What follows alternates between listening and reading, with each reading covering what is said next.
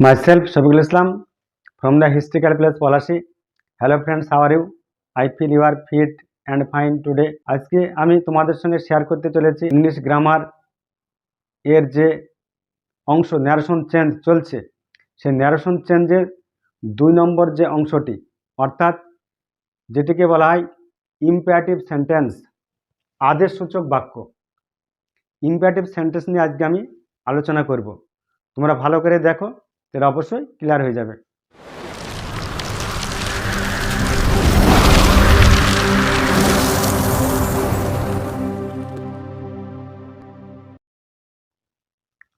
Imperative sentence কাকে বলে প্রথমে জানতে হবে।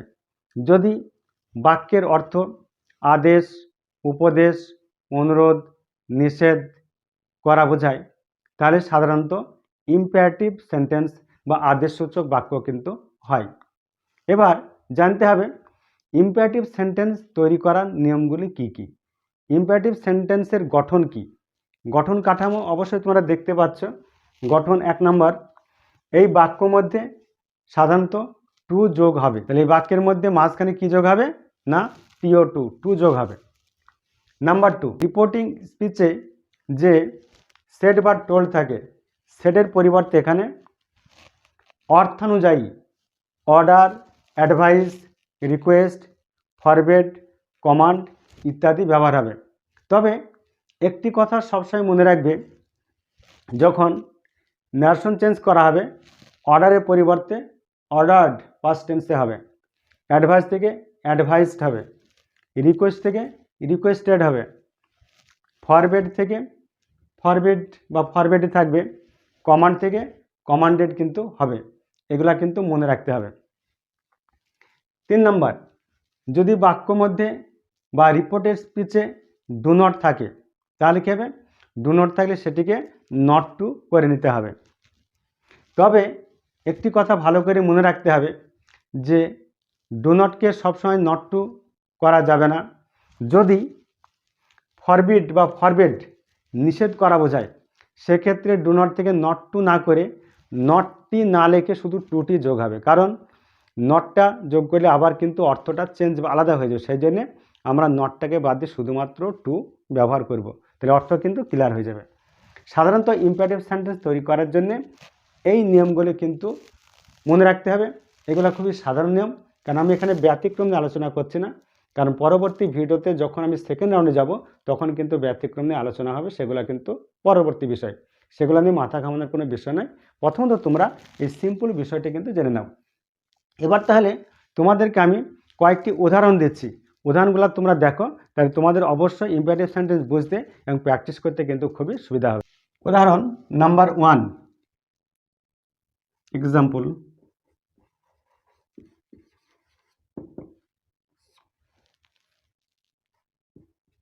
Number 1, mother said to me, inverted comma, give me a glass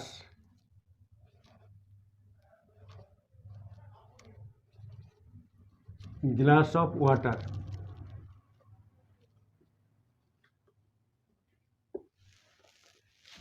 mother said to me, মামাকে বললো, give me glass of water, আমাকে এক গ্লাস জল দাও। তাহলে মানেটি প্রথমে বুঝে নিতে হবে।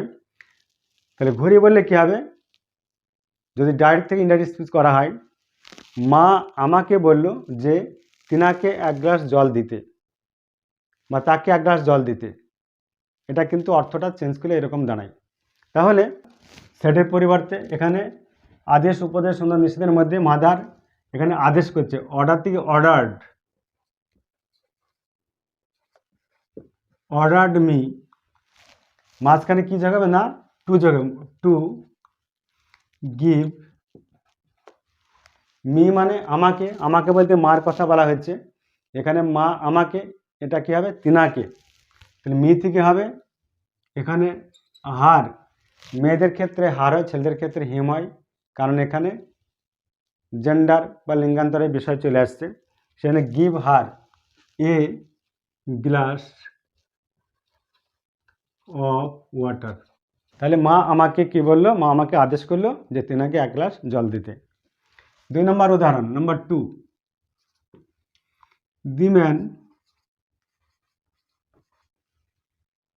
said to me, please সংক্ষেপ PLS help me, PLES please হয়, PLS সংক্ষেপে প্লিজ করে দিলাম। the man said to me, please help me, লোকটি আমাকে বলল যে আমাকে সাহায্য করো। তো লোকটি কি আমার কাছে সাহায্য চাচ্ছে, তার মানে কি লোকটি আমাকে অনুরোধ করছে। এটা ইম্পারেটিভ সেন্টেন্স ধরতে পারলাম, কারণ আদেশ উপদেশ নিষেধ হলে ইম্পারেটিভ সেন্টেন্স হয়। দি ম্যান রিকোয়েস্ট থেকে রিকোয়েস্টেড মি, মাঝখানে যোগ হবে টু, হেল্প মি মানে আমাকে, এখানে তিনাকে, হেল্প হিম। লোকটি আমাকে অনুরোধ করলো তিনাকে সাহায্য করার জন্য। Number 3, father said to me, do not run in the সান, বাবা মাকে বললো রৌদ্রে দৌড়াদৌড়ি করিও না। তাহলে এখানে অ্যাকচুয়ালি উপদেশও বোঝায় আবার নিষেধও বোঝায়। যদি উপদেশ করি তাহলে এখানে অ্যাডভাইস থেকে অ্যাডভাইসড হবে, আর নিষেধ করি তাহলে এখানে ফরবিড বা ফরবিড আমরা কিন্তু ব্যবহার করতে পারবো। তাহলে যদি আমি দুই অর্থে আমি বোঝাচ্ছি, তাহলে ফাদার অ্যাডভাইস থেকে অ্যাডভাইসড মি, ডু নট থেকে নট টু হবে, not to run in the সান, বাবা উপদেশ দিল যে রৌদ্রে দৌড়াদৌড়ি না করতে। এবার আমি যদি ফরবিড ব্যবহার করি তাহলে কী হবে দেখা যাক।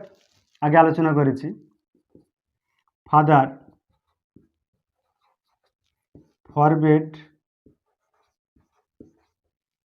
ফরবিড মি, নট টু, এখানে নটটি ব্যবহার করব না, শুধু to run in the sun. তাহলে এখানে যদি আমি নটটি ব্যবহার করি তাহলে অর্থটা কিন্তু আবার ঘুরে চলে আসবে যে আমাকে রৌদ্রে দৌড়াদৌড়ি করতে বলছে।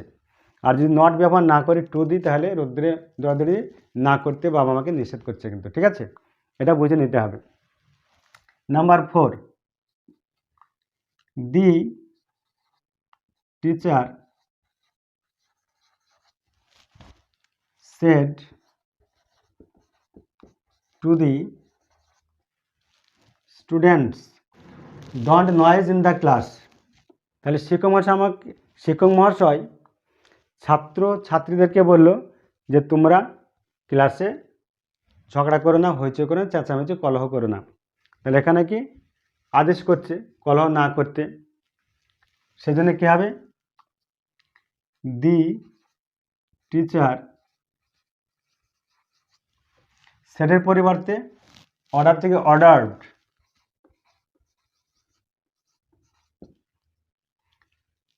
দ্য স্টুডেন্টস, ডু নট থেকে নট টু হবে, আমরা জানি আগেই, not to noise in the class. আরেকটু উদাহরণ দিই তাহলে তোমাদের অবশ্যই বিষয়টি আরও সুন্দর ক্লিয়ার হয়ে যাবে। Number 5, commander said to the soldiers enter into the forest.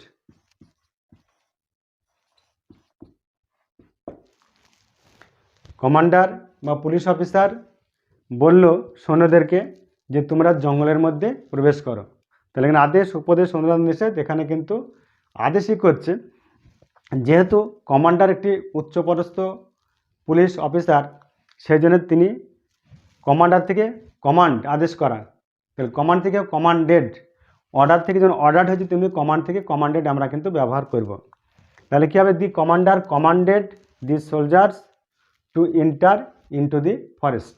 তাহলে একদম স্বচ্ছ ক্লিয়ার হয়ে গেল, সুন্দরভাবে আলোচনা করলাম। এবং তোমরা যদি ধারাবাহিক আমার এই ইংলিশের ক্লাসগুলি ফলো করো তাহলে তোমরা অবশ্যই সুন্দরভাবে নিখুঁতভাবে কিন্তু গ্রামাটিক্যাল নলেজ সংগ্রহ করতে পারবে। আর যখন গ্রামারের প্রতি তোমাদের বিশ্বাস চলে আসবে তখন তোমরা writing skill, reading skill, speaking English skill সমস্ত স্কিলে কিন্তু তোমরা পারদর্শী হবে। তাই আশা করি তোমরা প্রত্যেকেই অনেক বেশি উপকৃত হচ্ছ, ইংলিশটা ভালো করে বুঝতে পারছো। তোমরা ধারাবাহিক ক্লাস করো এবং তোমরা তোমাদের বন্ধু বান্ধবদের সঙ্গে বেশি বেশি শেয়ার করো, লাইক কমেন্ট করো। কোনো অসুবিধা হলে বুঝতে বলো কোথায় অসুবিধা হচ্ছে। আমি অবশ্যই আমার মতো তোমাদেরকে সাধ্যমতো সাহায্য করার চেষ্টা করব।